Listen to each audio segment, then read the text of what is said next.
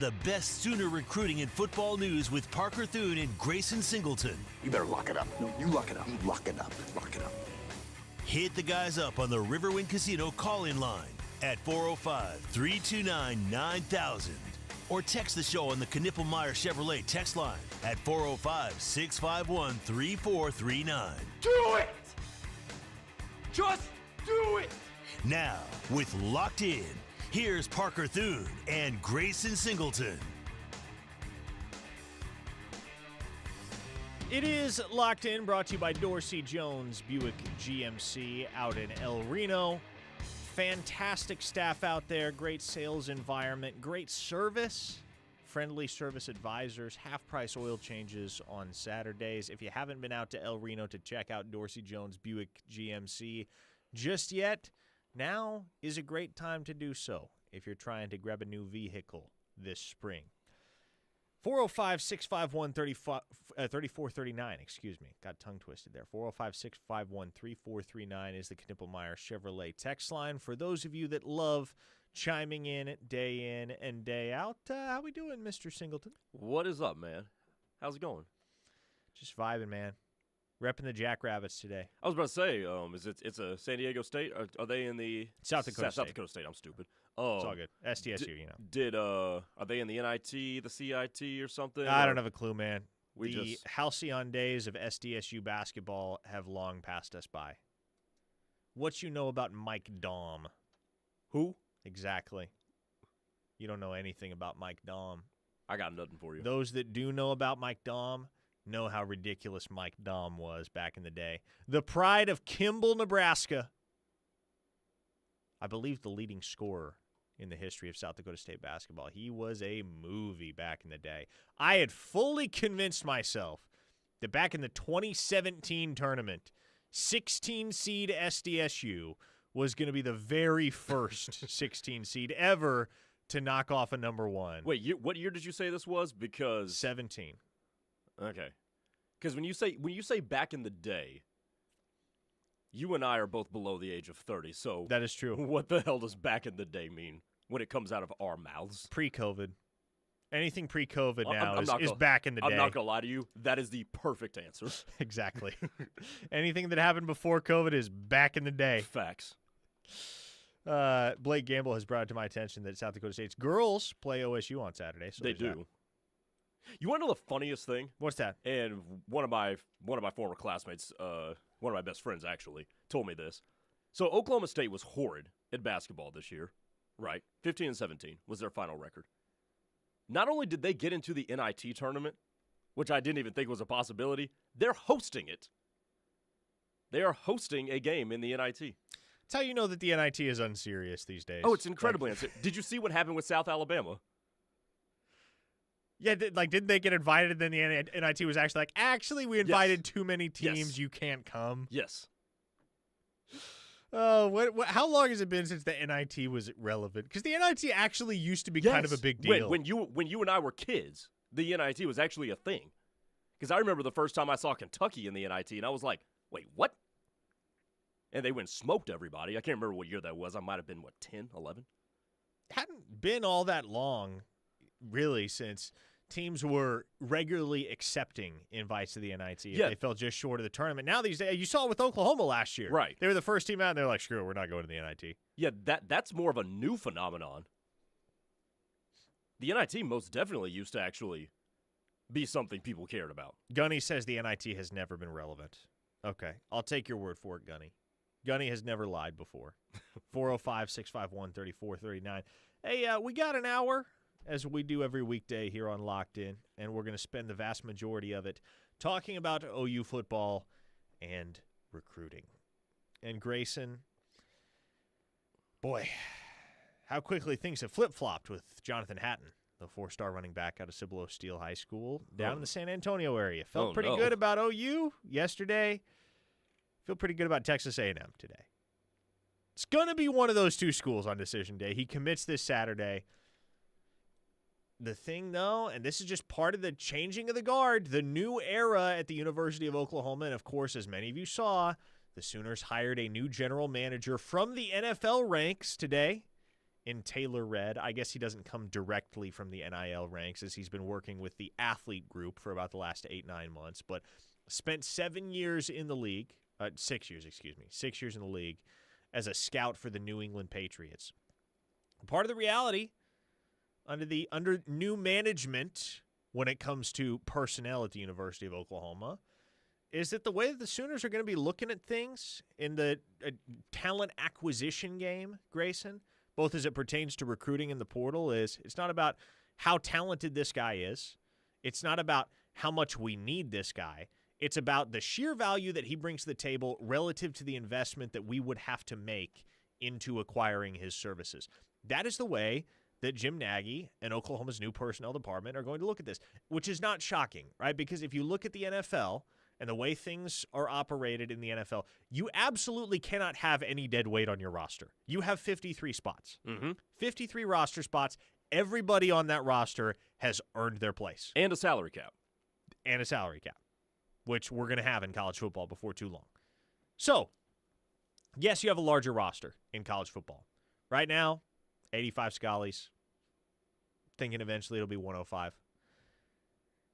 Regardless, though, the way that Nagy and Oklahoma's personnel staff is going to evaluate and construct a roster is they're going to look at the value of each individual player relative to their price point.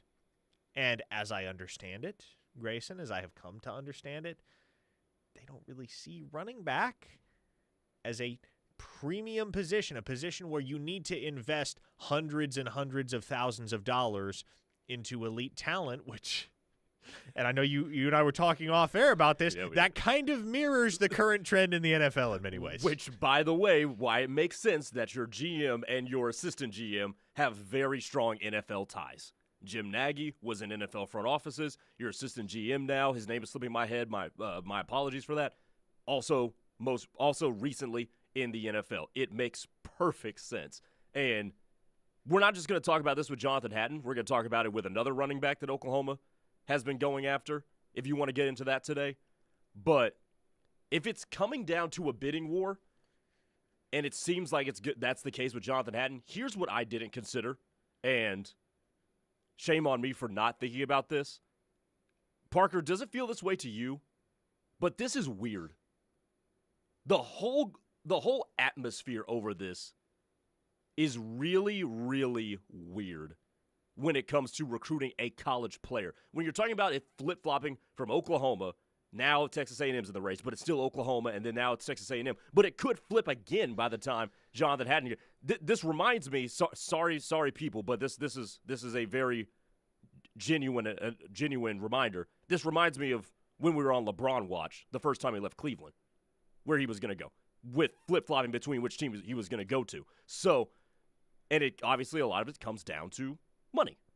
And when I was thinking about these situations and how it's going to create a domino effect with Caden Jones and Rylan Morris and the crew, it just feels weird in a way that I didn't really think it was going to. It's been almost 15 years since LeBron watch. Man. Good Lord. I shouldn't feel this way.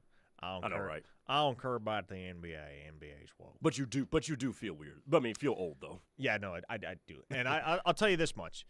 I think you're right, and you're going to see this more and more moving forward in recruiting, where the presence of negotiations, the reality of negotiations and the back and forth pertaining to money is going to make the whole recruiting game even less certain than it was. Make the trends in a given recruitment even less certain than they once were, and I think in many ways Jonathan Hatton is a bit of a microcosm of that. 3-star Porter's Nemesis says, "Hey, hoes." Well, that's rude. Does this mean we basically won't get any elite running backs anymore unless they look like Derrick Henry? I mean, look. I think Oklahoma in the 2026 class is going to wind up flipping Baylor commit Rylan Morris from Honey Grove, Texas. To me, the only apprehension I have ever had about whether or not Oklahoma pulls off the flip is whether the Sooners would fill up before Morris got the chance to get on campus for an OV and pull the trigger, i.e., you land Jonathan Hatton and Caden Jones during the spring.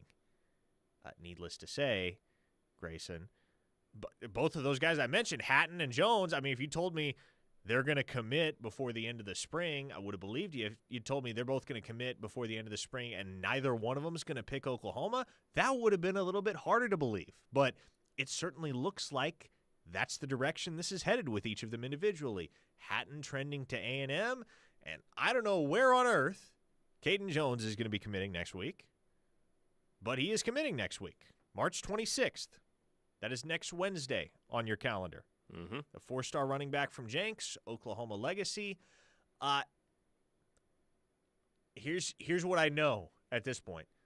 Unless there is a very substantial material change in the vibes there, it's not going to be Oklahoma for Caden Jones. Is it going to be Louisville or Kansas or Oklahoma State? I don't know. It's not going to be OU right now. Interesting, isn't it? That is a wild development. And I think when you look at the teams that are in play here for Caden, money's going to have a lot to do with this. This just isn't a situation where you could say, now, let me be fair to these schools and say this. Kansas just came off of developing a really good running back. Devin Neal was a solid running back for Kansas that was in that program for, 4 years? Give or take, maybe 5. Oklahoma State, we know what the long lineage of running back history at Oklahoma State is. So there is legitimacy to why Caden Jones would want to choose one of those two schools. But it would be negligent of us to say that, oh yeah, well, I mean, he'd probably choose those schools absent of money. Oklahoma State just lost their biggest star. And by the way, is coming off of a 3-9 season. And their biggest star is about to go to the league. Oklahoma State's in a position where they will overpay for a guy like a Caden Jones, a 4-star, which quite frankly Oklahoma State usually is not in the market for. It is well within reason that Oklahoma State would overpay for him. Kansas too. And quite frankly, Louisville hasn't been that relevant since Lamar Jackson. They've been good, but they haven't been relevant.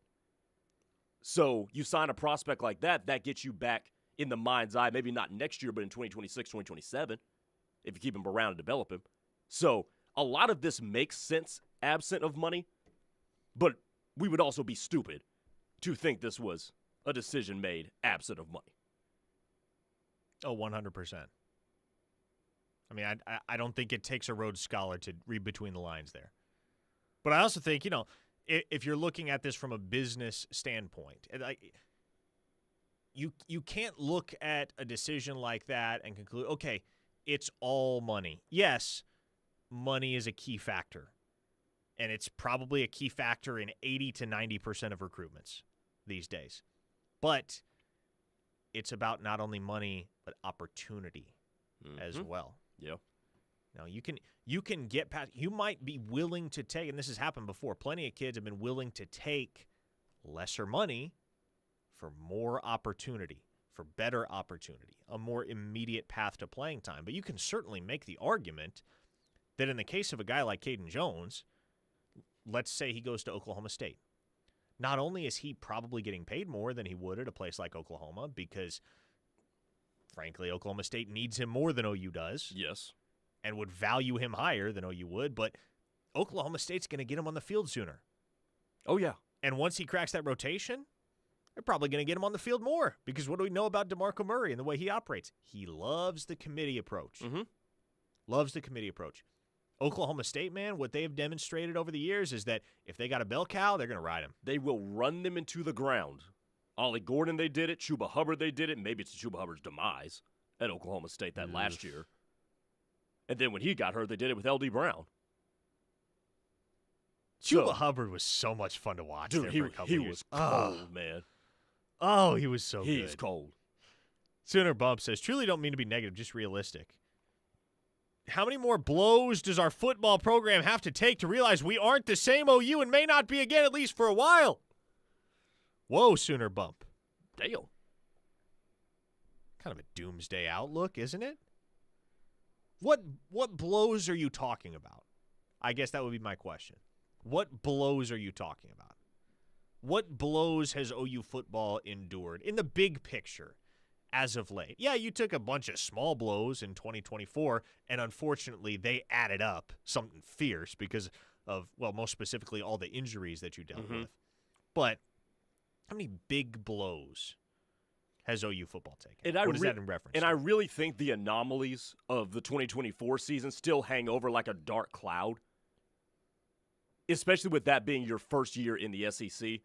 And everybody's like, oh, it just means more. We're SEC ready to compete. And then just completely capsized pretty quickly. So I think you should give this some time before we go that far. Sean with a really good point on the Knippelmeyer Chevrolet text line as well. He says, if you spend more on O-line as an ultimate priority, every other offensive position takes care of itself. And same on defensive line. It makes every other defensive player better. Line is where the money should be focused. I agree with you, Sean. Fair point. I would love to ask that question to Jim Nagy in a press conference setting and hear his take on where the money should be most specifically concentrated. Because I would assume, Sean, that he has a viewpoint similar to yours. To hear him articulate why, based on all of his experience at the NFL level and certainly as executive director of the Senior Bowl, that would be super intriguing. Hopefully we get another availability with Jim Nagy sometime soon. I will say this, though, to that point. Even though building up the offensive line is the foundation, right? I don't think, and I think Saquon Barkley proved this with Philadelphia this year, I don't think you can just completely neglect the running back. No, you cannot. I mean, look at all the running backs in the NFL that got paid. That when they went to new teams, those teams did get better. Derrick Henry to Baltimore. So if Jim Nagy and his staff are going to take the approach of, well, we're just not going to pay running backs and build through the O-line, cool, but do that at your own risk. Correct. And I think there is a good value in doing that, but there does come to be a point of diminishing returns when you do that. Oh, you're bringing economics into this. I don't speak that language. That's probably the only economical term that connects with my brain. But no, you're right. Like at a certain point, you cannot completely neglect the cultivation of talent in your running back room. You're going to have to go get guys. They don't have to be elite guys, but you got to go get good running backs. Yes. Good running backs that know how to run behind strong offensive lines. Because it's great to have a strong offensive line, and to so many texters' point, because there are a lot of people that have chimed in with similar opinions to Sean in the last few minutes, but having a great offensive line is phenomenal, and it's critical if you're going to have a winning football team, but you also got to have a back or two that knows how to run behind a line like that. So Oklahoma, they're going to have to go land those guys. They're going to have to keep the talent coming. They're going to have to keep the machine churning in the running back room. Don't necessarily have to have 5 stars. You really don't. What was Ollie Gordon? High 3? Yeah. Low 4? Something like that? Yeah. You'll find guys. They can't be scrubs, though. All right, folks. Keep chiming in. Keep firing away on the text line at 405-651-3439. More OU football and recruiting talk on the other side. You're listening to The Ref, the home of Sooner fans. Bleed Crimson? Love great Sooner talk? Join the Ref Army by downloading our free app. Toby and TJ, Plank and Josh, Steelman and Thune, and Teddy and Tyler. We have the Sooner experts. The Ref is home to Sooner fans worldwide. Don't miss out on OKC's hottest entertainment at the Showplace Theater with acts like Boys to Men, April 18th. America, April 26th. Patti LaBelle, May 2nd. And Scotty McCreery, May 10th. Riverwind is OKC's favorite casino experience. What are you doing out there? Come on! I saw you at the game the other night. Yeah, you. Up there getting mad, acting like we're all out there making $1 million a game. Well, let me be real with you. This isn't the pros. It's school sports, and it's a game, our game. So please, let us play. School sports fans, remember, when you cheer for your team, make noise for the right reasons. This message presented by the NFHS and the NIAAA. And all student athletes in Oklahoma. What's up, Ref Army? It's Dusty Dvorak, and I'm back. I'm excited to be back with the Ref and cannot wait to help bring the home of Sooner fans the best Sooner coverage. Catch me every Tuesday and Wednesday during the 10 a.m. hour of The Plank Show as I cut it up with Plank and Josh about everything in the world of Sooner and college football. That's every Tuesday and Wednesday on The Plank Show, and there's only one place to hear it. The Ref, the home of Sooner fans. Download the KRF app today to listen from anywhere. Insurance companies aren't in the business of saving you money. They're in the business of taking your money. Hi, this is Will Gosney with Yala Gosney Attorneys at Law. Have you ever had an insurance claim and thought, wow, I really am in good hands, or these folks truly are treating me like a neighbor? Well, that's where we can help. We'll deal with the stress. We'll get you back to your normal life. So save our number in your phone, and if you're ever hurt in a wreck, call or text us at 405-800-8080. It's 405-800-8080. Basketball season's here, and there's no better place to watch the Sooners than at Coach's Corner in Norman. Catch every thrilling play on tons of TVs, plus enjoy the coldest beer in town. But wait, Coach's Corner isn't just for game days. Join us Tuesday nights for bingo, Wednesday nights for Singo, and don't miss Thirsty Thursdays with unbeatable drink specials. With Soul Food Sundays, the best atmosphere for OU basketball, and events all week long, Coach's Corner is your go-to spot at the intersection of Lindsay and Berry, where every day is game day. There's strength in family and there's strength in partnership. Hi, I'm Michelle Huff with Armstrong Bank, where we believe in building financial stability and enduring relationships. As a family-owned community bank since 1909, we'll always be here to support you because we know that true strength is in our communities. Armstrong Bank, strength runs in our family. Visit armstrong.bank, member FDIC.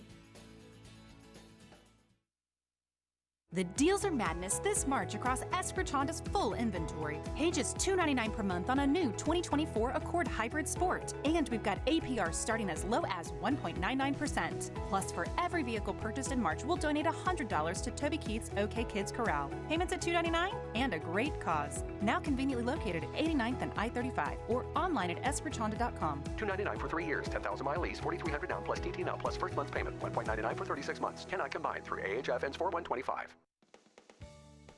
Hi, I'm Ashton and I'm with the nonprofit Fostering Futures. Every day, children are removed from their homes due to abuse and neglect. In these critical moments, we step in to support these vulnerable kids. We work alongside child welfare workers to meet the essential needs of safety, stability, and healthy connections, as well as providing enrichment opportunities. But we can't do this important work without your support. Consider donating at fosteringfuturesok.org. Together, we can offer children a brighter future.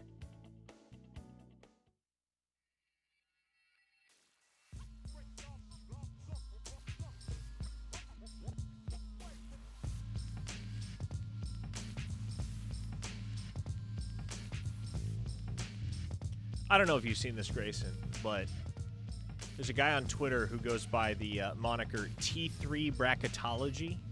Okay. He claims to have watched all 364 teams in Division I basketball this season at least 3 times. I believe it.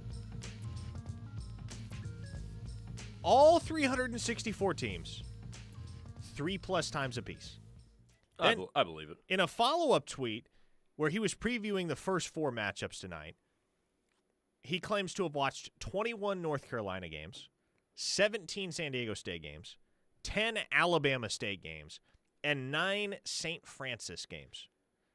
And I can't help but wonder, what is this guy's job? What is his actual full-time occupation? Because I guarantee it's not bracketology. And in his Twitter bio, he says, I watch 40+ hours of college basketball every week. What? I believe it. You know why I believe it? Why do I believe it? Why do you believe it? I believe it because there are people who do that. There are people who have their priorities so scrambled and that don't do anything with their lives and live in their parents' basement or live in their room that they grew up in and just watch basketball or play on the game, hoping to one day go viral. No, I absolutely believe that he's seen all 300 whatever teams 3 times. Oh, I absolutely believe that. It's not a good thing that I believe it, but I believe it. Now you're starting to sound like Steely. Some guy lives in parents' basement watching 40 hours of college basketball a week. I guess I spend too much time on Twitter and see these kinds of people. That's nuts, man. Like, I know it's nuts. What does your life look like? He probably doesn't have one. He's probably one of those. He's probably one of those people that stays inside all the time and can't speak to a female. When you have watched 9 games of St. Francis, what is your life? What is your life? Listen, in a certain, like, demented sense, I respect it. But I'm also like, oh, please go to the gym. Oh, I have a very distinct picture of what I think this guy looks like, and I think you and I have the exact same picture based on the last thing you just said. Yeah. I'm sure. Chuck on the YouTube chat, Grayson, is that a dingy white or a pink shirt? It's pink. It's a nice shirt. Thank you. I like it. $8. $8? Where? Shein. Oh, okay. You're a Shein guy, huh? Used to be. When my last few years of college, I was a Shein guy. Now I get a lot of my stuff from Fashion Nova. Fashion Nova. That's some really good stuff, man. Is that like a website or is it an outlet? Website. Okay, gotcha. So you're an online shopper? Yes. I'm generally not when it comes to clothes. The only thing I can't online shop for is jeans, and that's because my lower body is built not very uniform. So, like, I actually have to try stuff on. Your lower body is built not very uniform. Okay, or it's a different. Please expound. In a way that you can't fit. I can't fit into all cuts of jeans, so where I can just go like, okay, cool, I know what this is gonna look like based on online. I actually have to try stuff on because, like, I have longer legs, right? Thin calves. He's got the biggest calves you've ever seen, folks. I know, no, they're horribly thin. But my thighs are bigger, so it's like I just have to try everything on when it comes to jeans. Everything else I can buy online. A 405 listener says T3 Bracketology's life consists of a lot of Mountain Dew, Code Red, and 0 women. A texter in the 918, Grayson is dead on. There are people like this for all sports. Yeah. Michael and Marlowe. I feel you, Grayson. I know what you're getting at. Thank you. Sooner Bump added, I watch about 20 hours a week and Parker has met me. I'm pretty normal. Sooner Bump, you are pretty normal. You're pretty dang normal. Not completely normal, because none of us are. No. But. Especially none of us in this industry. Certainly normal enough. Krabby Sooner, good grief, that'd be 8 hours per weekday. Is that his job? There's no way. There's no way. Yeah, there's no way someone's paying him to watch that much college basketball. But he does it. Somehow he does it. Okay, getting back to recruiting here. Did you get the chance in the last 24 hours to dig into Salesi Moa? I had to do some digging, but yes, because he has an incorrect huddle link in his Twitter. But yes, I was able to see some stuff. Okay. What do they want him to play? They want him to play safety. Okay. Do you like that fit? I do. I would have also liked it if he wanted to play wide receiver. He's one of those guys as a wide receiver when he runs routes that you can tell he plays DB.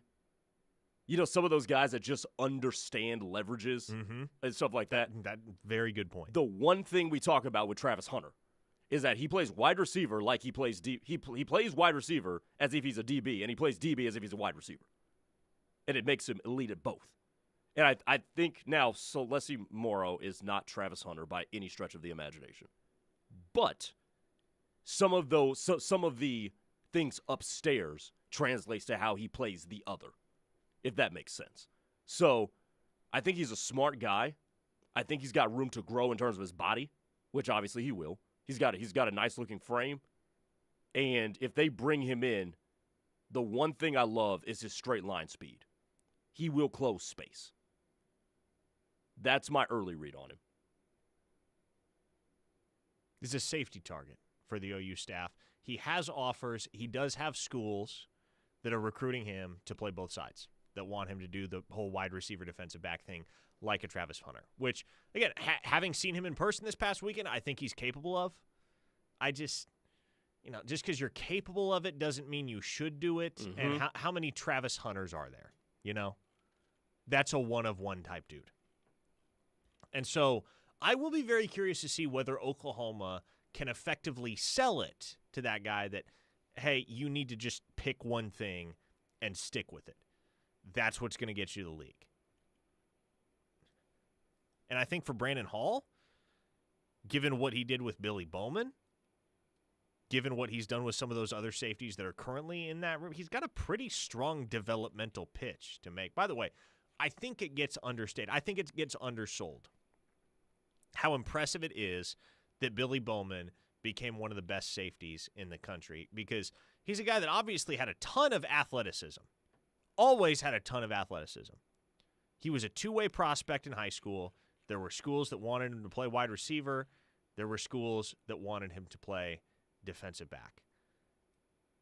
And what's interesting is OU just recruited him as a straight-up athlete. And if I recall correctly, the falling out with Texas, because he was committed to Texas for a long time in high school, I believe the falling out was because Tom Herman was only going to let him play one position. I forget whether it was wide receiver or defensive back that he wanted Billy Bowman to play, but he just wasn't wavering on that. And so Billy Bowman reopened his recruitment, went to Oklahoma, where they were like, hey, just get here and we'll figure it out, right? We'll figure out what works for you, what's going to be best for you. And you remember Billy Bowman's freshman year? When he was doing everything under the sun and none of it very well. Yeah. He was playing some safety. He was playing some nickel. He was playing a lot of outside corner. Which was strange. And the criticism at the time of Alex Grinch and the Oklahoma defensive staff was that, okay, what are you doing with this? You're drowning him as a true freshman. And wasn't he returning kicks at that point too? Was he? Or was that the or was that the next year when he got hurt? Yes, he was definitely returning kicks in 2022. Nobody was actually returning kicks for Oklahoma in 2021 because Lincoln Riley had them fair catch it every time. Oh, that's true. So yeah, I remember that. That didn't really matter. But that was a major criticism of Alex Grinch and the defensive staff throughout that campaign was, you're not letting this guy get settled anywhere. He has no confidence, and you're not giving him enough reps continuously at one singular position for him to develop any of it. And so the new defensive staff gets it down. They decide, okay, Billy Bowman, you are playing safety. Brandon Hall, you are in charge of developing Billy Bowman. And develop him he did. So I would think that case study alone is enough for Oklahoma to put in front of Celeste Moa and say, hey, look, man, regardless of what you think is going to be best for you, regardless of whether you think you can do all of these things at the collegiate level, what's going to serve you best in the long run is just focusing on one thing. This is what we think you're best at. It worked for Billy Bowman. We can absolutely make it work for you. I think that's a hell of a pitch. I mean, if you think about it, especially from the developmental part, I mean, here's how Brandon Hall, if he kind of wants to go full narcissist with this, he could pitch it this way. Billy Bowman's about to be a second, third round pick, maybe a 4. We'll see how the draft turns out. He could literally pitch it. I'm the dude who saved him from drowning and made him an NFL prospect. Mm-hmm. He legitimately could do that, and it wouldn't be off his rocker to do so. He could do that. And guess what else too, by the way? Because I think a guy like Morrow, now maybe he doesn't play corner very well, but there's a lot of positional versatility in OU's defense. You know what he could pitch him? You've got a really good skill set that may translate other places than just free safety. Just get here. We'll figure it out. He could literally do the same thing that OU did to bring in Billy Bowman. Hey, just get to campus. And we've got a good developmental track record. Well, they didn't with Bowman, but now they do with Brandon Hall. Just get here and we'll figure it out. I think that's a solid pitch, given what Brandon Hall is coming off of just developing. Not to mention, it's not just Billy Bowman, too. It's Robert Spears-Jennings.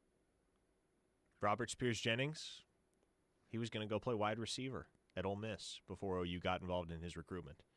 Michael Boganowski, Wasn't he going to play linebacker somewhere? He was going to go play linebacker, probably at either Kansas or Kansas State. But OU talked him into safety. That's why I really think there's a ton of potential here once Oklahoma gets Salesi Moa to campus, and he's going to be in town on March 29th. Yep.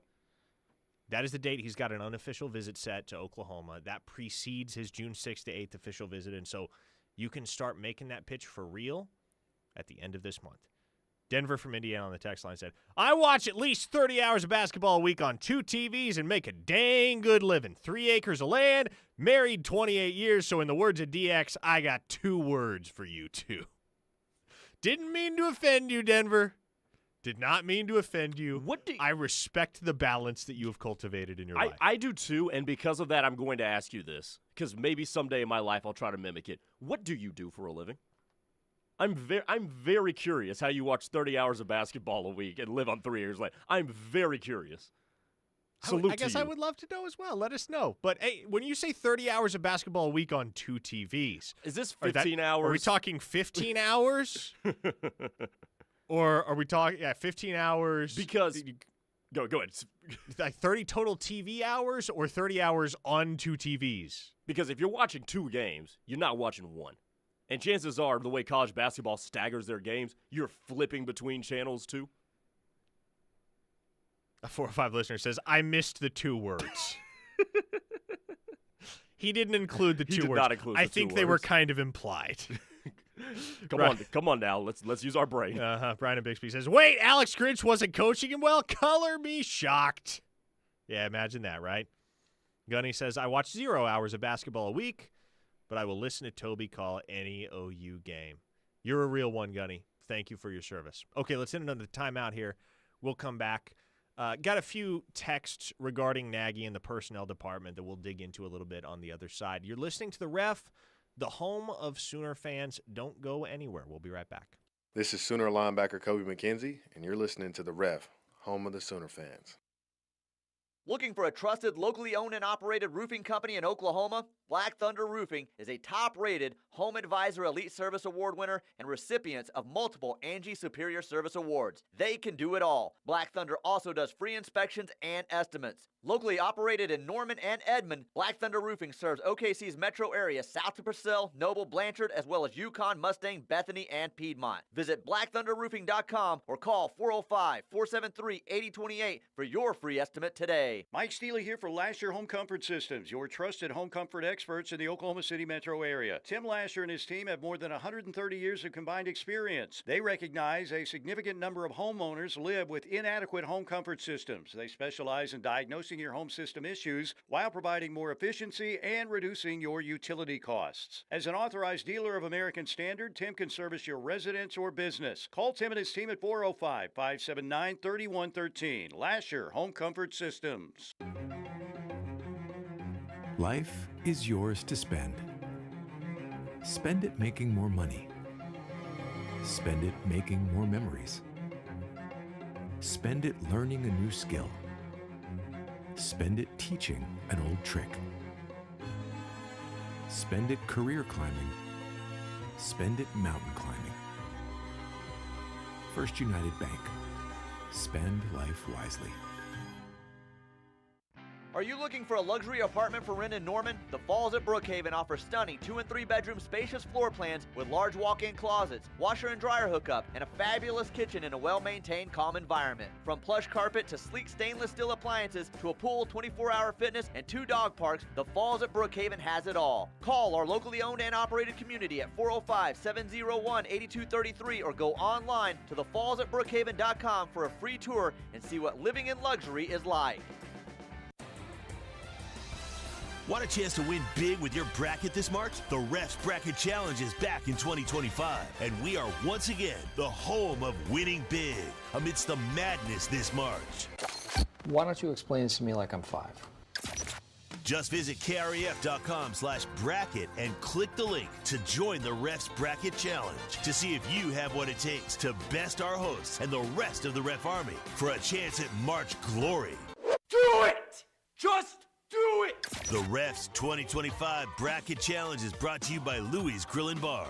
Louie's Grill and Bar is the perfect spot to watch your bracket look brilliant or get busted this March. Visit louisgrillandbar.com for a location near you. Make the right call. Join the Ref's Bracket Challenge by March 20th before games tip off, and you'll have a chance to win big, courtesy of Louis Grill and Bar, the home of Sooner fans and the home for the best giveaways this March.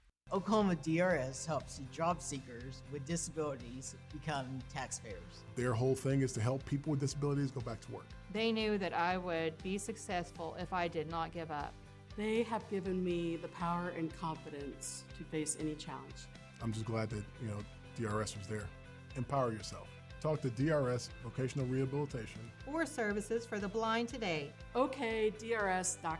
800-487-4042. Hey y'all, I'm Blake Shelton. Being from Oklahoma, I know a thing or two about natural disasters. Tornadoes are common where I'm from and have affected my life and the lives of people I care about. No matter where you live, be aware of the dangers in your area and have a plan. You can create an emergency kit, come up with an evacuation plan, and know where to seek shelter. You never know when a disaster may hit. These simple steps can help save a life. This message is brought to you by the U.S. Air Force.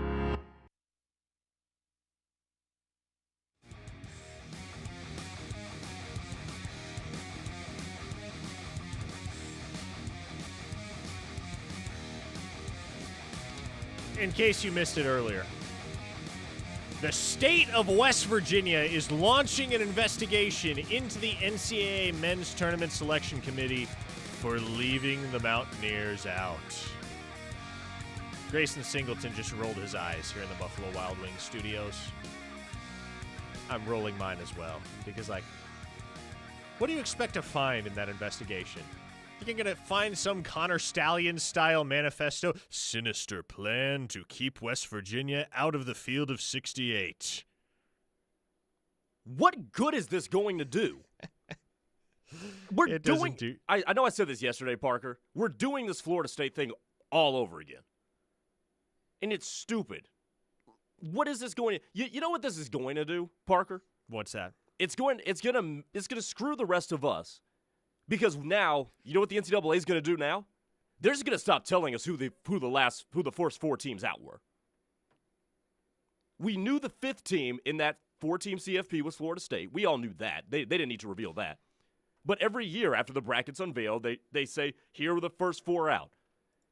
And now over here you got a governor suing them. You know what? If I'm the NCAA, this is one I'm on the NCAA side. Now, I think it's the wrong decision to bring Carolina into the tournament. But if they say, hey, you know what, we're just not even going to tell y'all anymore, I would be on their side. I just think it's hilarious that West Virginia, I believe, is the poorest state in the union. Is it not Mississippi? It might be. West Virginia is down there. I know that. If they're not the absolute poorest, they are dang close to it. This is your tax dollars at work in the state of West Virginia, folks. Oh, gosh. When you put it that way, it just makes this whole clown show sound even worse. All right, your final four, who is it? I got 3 1s and a 2. I got Duke. I got Auburn. I got Florida. I got Tennessee. Boo, chalk. I mean, I think this is going to be a chalked up tournament. I don't think there's going to be a whole lot of drama outside of the first weekend. To the Knippelmeyer Chevrolet text line we go here as we shift back to OU football and Crootin talk. Oh, here we go. Here's the Denver from Indiana narratives. I work 7:30 to 4:15. I watch games from 7 to 11 weekdays. If other games get good, I'll flip back and forth. Saturday, noon till roughly 1 or so. 2 TVs. And if game's at 11, I'll lay in bed and listen. In between, I take care of my wife, who's not in good health. We'll pray for her, Denver. I'll say I take care of people's insurance needs. I don't go out. People suck. I'm 52 and rather stay at home anyways. Good on you, Denver. There you go. I like that. That's good. That's how you make time for 30 hours of college basketball a week, folks. Especially if you're working at home, too. That's good, right? That's good. Do it like Denver. Okay. Back to OU football. Where was the text I was about to read? Here it is from a 405 listener. Gentlemen, great show. This is Brad from Moore. Would you please tell me about OU's new linebackers coach? I know nothing about him. Well, if you don't know, now you know. Nate Dreiling is the new linebackers coach at the University of Oklahoma as of a couple months ago. And, yeah, you know, when he was hired, understandably, that wasn't a name that the casual Oklahoma fan recognized, right? If you don't watch a lot of college football, if you don't have your pulse on the national landscape of college football, you probably didn't know Nate Dreiling's name, and that's fine. But to bring you up to speed on Nate Dreiling, he was a 4-time Division II All-American at Pittsburgh State as a linebacker. That's Pittsburgh State in Pittsburgh, Kansas. The Gorillas. Briefly had a stint in NFL training camp before launching a coaching career. Most recently, on the field, he was the defensive coordinator and interim head coach at Utah State in 2024. He had taken the job as defensive coordinator at Arkansas State in December of 2024. And then it was, not much more than 4 or 5 weeks later, late January, that he joined Oklahoma's staff as their, technically inside linebackers coach. But that's the Nate Dreiling file. He's 34 years old. We've gotten the chance to see how he operates on the practice field on a couple different occasions thus far this spring. Love him, man. He's a very involved coach. You can tell he's not that far removed from playing the game. And I guess it's been, a decade now since he put on pads. But even so, man, he's just got a very youthful exuberance. Like I said, a highly involved coaching style, very vocal, very interactive with his players. There's a lot to like about Nate Dreiling. I think he's a guy that Oklahoma fans are going to really, really like. I'll make this comparison. Remember when Miguel Chavis was named defensive ends coach and everybody was like, who is Miguel Chavis? Then once you got to meet Miguel Chavis, once the fan base got to interact with Miguel Chavis, once they got to see what kind of person and what type of coach he was, man, he became a fan favorite. I think the same potential is there with Nate Dreiling. Now, back to the personnel conversation and Jim Nagy. I would like to know from the Knippelmeyer Chevrolet text line, this is where we'll spend our last few minutes here. We talked earlier about the reality that Oklahoma's not going to pay obscene premiums for running backs in particular because, as I understand it, they don't really see it as a position where you're going to get ROI if you go spend big money on an elite dude, at least not satisfactory ROI. So my question to you and the text line, Grayson, is if there is one position where you feel like it is worth paying a premium, you feel like Jim Nagy and the Oklahoma personnel office should be okay cutting a bigger check to land an elite player or two, what position do you think that is? Well, there's the 5 cornerstone positions that you have to nail down to be a good football team, I think. Quarterback, you already paid a premium for the quarterback. Left tackle, we'll see if you have a left tackle. We'll see what that situation looks like. You got to have at least one elite pass catcher. You got to have that. Number 2, you got to get after number 4, you have to get after the opposing team's quarterback. So you're going to want to pay a premium for a defensive end or a pass rusher. At number 5, you'll probably pay a premium for a solid corner. So, got a quarterback, somebody to protect the quarterback, somebody for the quarterback to throw to, somebody to go get the other team's quarterback, and somebody to make sure that the other team's quarterback can't throw it to the guy he wants to throw to. I think those are the 5 that you pay premium dollar for. Everything else, I think, is coach-based, the way how he wants to run his system and what he values. And I think it's personnel-based, based on who you already have. What are the financial commitments that you already have? And you spill it in, and you fill it in from there. So if you get the 5, usually good teams have the 5. After that, then it's case-by-case basis. That's how I look at it. Very well articulated. And I will say this. Let me bring up a possibility that I don't know if anybody's going to like to hear this, at least the way that I verbalize it, but it's worth consideration. What if John Mateer is just a system quarterback? What if John Mateer is just a guy that is smart enough and athletic enough and has the requisite tools to thrive in Ben Arbuckle's scheme? What if it becomes apparent whenever the post-Mateer era commences at Oklahoma that pretty much anybody you put under center in Ben Arbuckle's offense is going to put up big numbers. And, like, there's no shame in that, right? If you can operate at a high level within the system, you're going to win a lot of football games. You will probably get drafted. You'll make yourself plenty of money in the NFL. But what if, I guess what I'm saying is, what if Washington State's past offensive success and the success that is expected offensively at Oklahoma is more due to Arbuckle's scheme than it is to the individual taking the snaps? What if that comes to fruition, I think Oklahoma is an 8 or 9 win team. Now, do you like paying 7 figures for a quarterback like that in college football? Because basically what you're saying is, would you be okay if John Mateer was the collegiate equivalent to Brock Purdy? And that's kind of what I'm getting at. That's kind of what I'm getting at right there. Like, obviously, you paid big money for John Mateer for so many reasons. You had to. Especially coming off of last year. Correct. But what if you get to a point where there's a collective realization that the scheme matters a lot more than the individual that's playing quarterback? What if we can get away with saving some money at quarterback?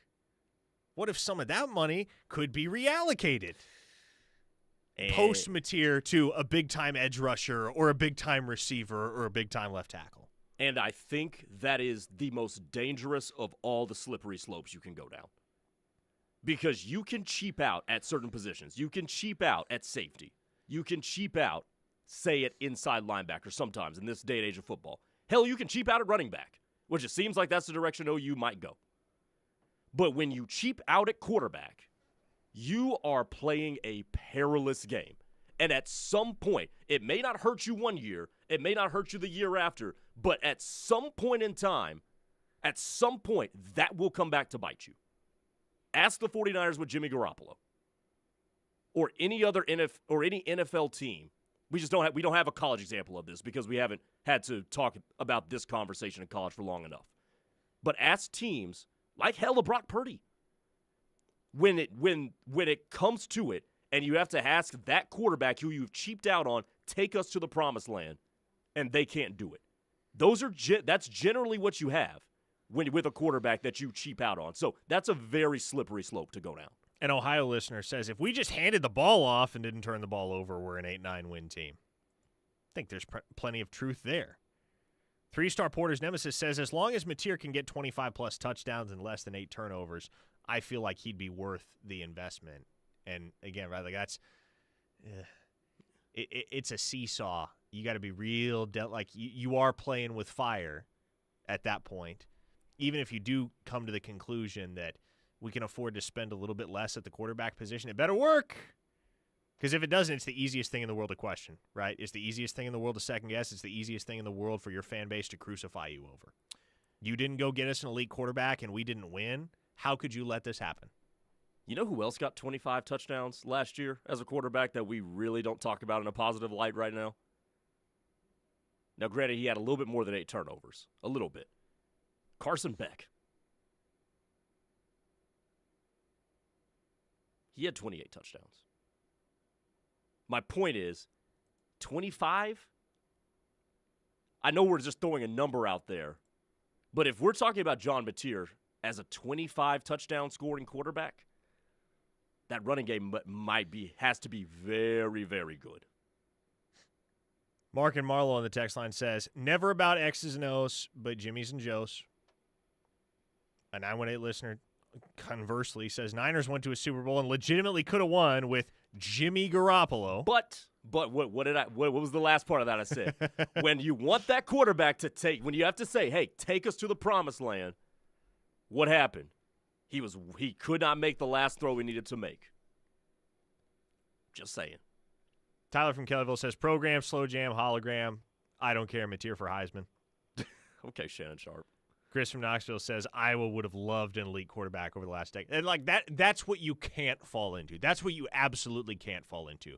Because for the longest time, Iowa would have killed for mediocre quarterback play. Good They Lord. just had outright bad quarterback play. Yeah. Like, you can't fill your room full of bad quarterbacks. I think, if you're confident enough in the scheme to where you feel like, okay, we don't have to have an absolute superstar at quarterback to be able to effectively move the ball down the field and win games, great. But one thing you still got to have is depth. Got to have depth because you can't stake it all on one guy if that's the route you're going to go. All right, folks, that is all for today's installment of Locked In. Fun conversations with all of you, as always. We will see you tomorrow, same time, same place, right here on the Ref, the home of Sooner fans. However, you should not go anywhere, because coming up next on these here airwaves, the Buckus Award winner himself, Teddy Lehman, and Machine Gun McComas take over. The Rush is coming up next here on the home of Sooner fans.